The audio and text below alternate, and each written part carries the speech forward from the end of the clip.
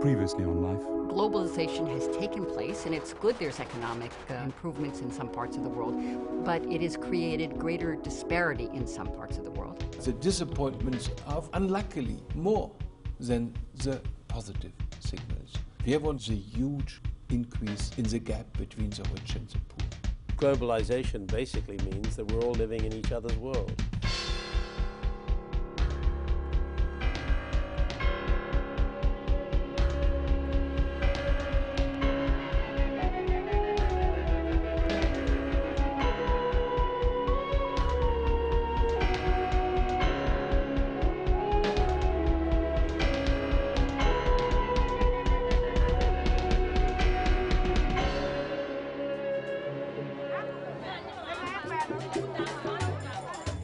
In Ghana, everyone knows about trade.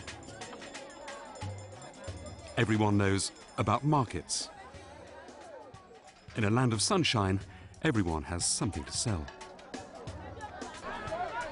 And yet, Ghana still relies on foreign aid for most of its national budget. Now, the rich countries say it's time to change. Countries like Ghana must begin to trade their way out of poverty. It's one of the themes of this month's Summit on Sustainable Development.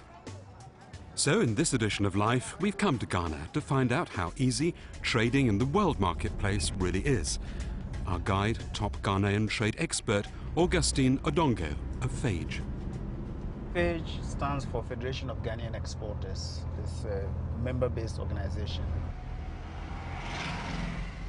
Our uniqueness derives from the fact that we are member-based. We deal directly with members in the field, and that is our raison d'etre. Augustine's job is to help Ghanaian exporters. If anyone can help us understand their problems, it's Augustine.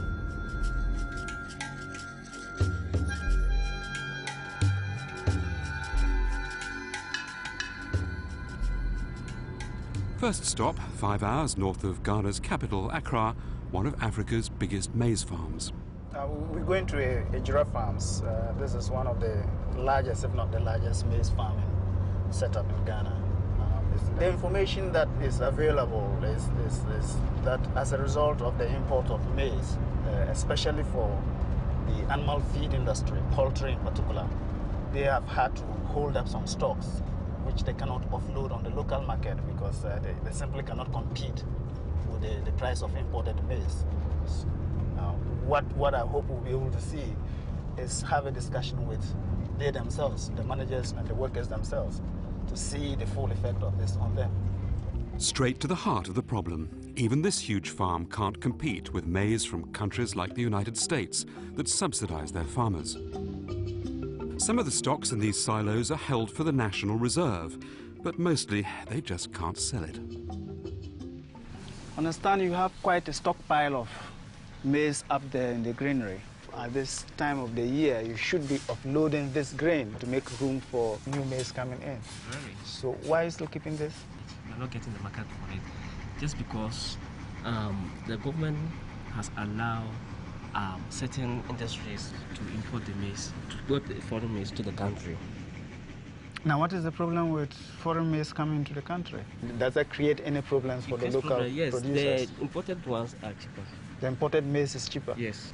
Since our cost of production is high, we cannot sell our maize at a very cheap price. Your cost of production is higher? Yes, in terms of the fertilizer, inputs like fertilizer, chemicals like herbicides, the labor, and so forth. Who do you normally sell your maize to? We used to sell to the poultry industries. The poultry industry? Yes. They are the major consumption of the... the major consumers of the maize. Of the maize? Yes. Okay. And now if they have access to cheaper imports, yes, they won't come to us. They won't come to you? Yes. So what then do you do with the maize that you would be holding in stock, which we wait until the price goes up. Until the price goes up? Yes. Okay. And there's another reason the farm's maize is more expensive. We've taken a look around, and generally it appears your equipment is old. Yes. Is there any problem with keeping old equipment? Why are you not replacing it? I think it's all brought to one point, the financial problem. Financial problem? Yes. What of your own income levels? Generally, income levels here are quite low. Since we are not getting enough we cannot go to the management and then make unnecessary demands, you see. No unnecessary demands. These workers on under $1 a day know the management can't afford to pay more. Countries that face unfair competition can appeal to the World Trade Organization, but subsidies to crops like maize are within its rules. Next stop, the local town of Kumasi and one of the maize farm's customers, poultry plant Darko Farms.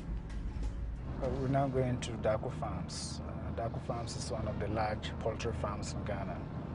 We're going out to confirm the story that we heard at Ejura Farms about the impact of imported maize.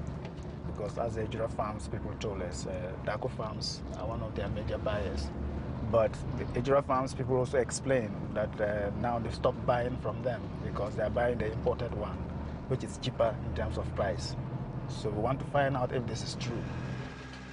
What Augustine discovers, the plant hasn't cancelled its orders, but has cut back on expensive local maize, because it's also facing competition from cheap foreign imports.